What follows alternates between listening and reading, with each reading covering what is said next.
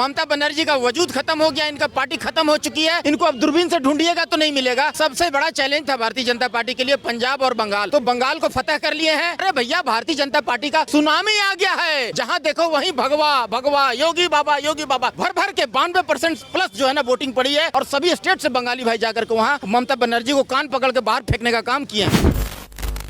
नमस्कार, आप देख रहे हैं वो न्यूज और मैं हूँ आपके साथ ये शशि शर्मा। इस वक्त मेरी मौजूदगी भाजपा कार्यालय में है और जिस तरीके से भाजपा जो है खुशी मनाती हुई नजर आ रही है, क्योंकि पश्चिम बंगाल में चुनाव दौर 192 से बढ़त बनाती जो है भाजपा पार्टी चल रही है। टीएमसी हमें जो है 96 पे बढ़त बनाती हुई चल रही है और जिस तरीके से अब भाजपा में खुशी की लहर दिख रही है, हर एक चेहरे पे एक मुस्कुराहट दिख रही है, क्योंकि अमित शाह ने बोला था संसद में कि दीदी इस बार हम आपको पश्चिम बंगाल से हटा के रहेंगे, साफड़ा सूपा आपका साफ कर देंगे। और शायद उनकी जो ये बात थी सत्य होती हुई नजर आ रही है और ममता बनर्जी का लग रहा है कि इस बार पश्चिम बंगाल से सूपड़ा साफ होने वाला है, क्योंकि पश्चिम बंगाल की जनता ने खास तौर पे महिलाओं ने भाजपा के ऊपर जो भरोसा दिखाया है वो कहीं न कहीं भरोसा जो है बरकरार बनाती हुई भाजपा नजर आ रही है। अब जब भाजपा पार्टी की बढ़त बनती नजर आ रही है कि वो पकड़ बना चुकी है पश्चिम बंगाल में, तो क्या अपने मुद्दों से और अपने जो गारंटियां उन्होंने दी थी, वादे करे, तो उससे पीछे तो नहीं हटेगी आने वाले 5 सालों में?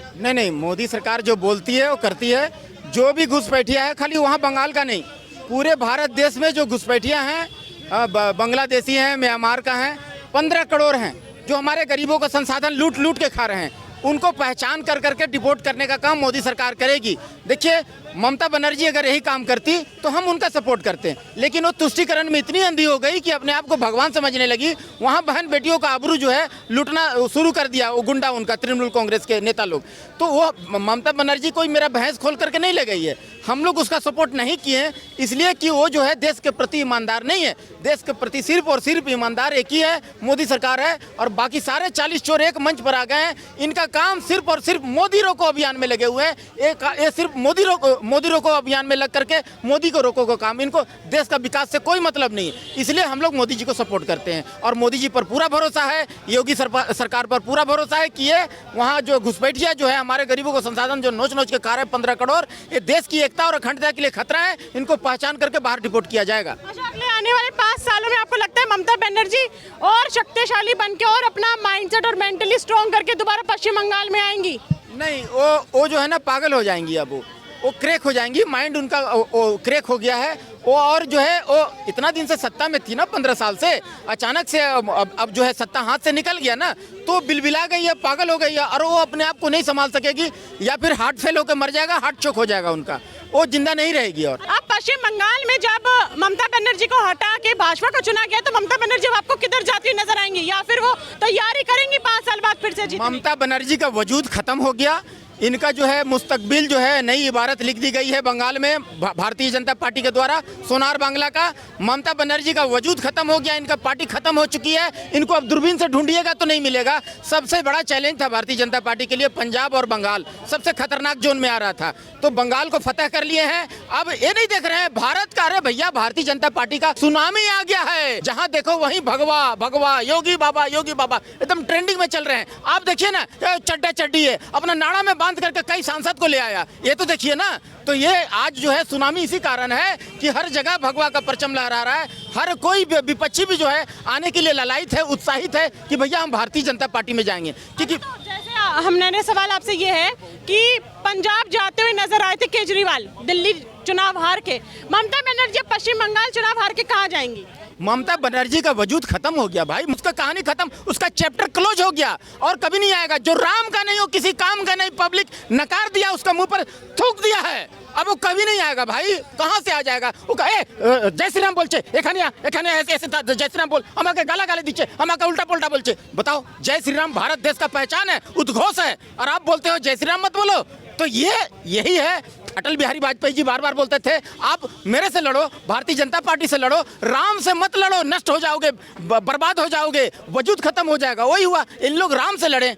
इन लोग जो है विनाश काले विपरीत बोधी, जाका वो कहते हैं ना, कहावत है ना, जाको प्रभु दारुण दुख दे ताकि मति पहले हर नहीं। तो इनका मति हर लिया गया था, ये श्री राम से बैर कर बैठे।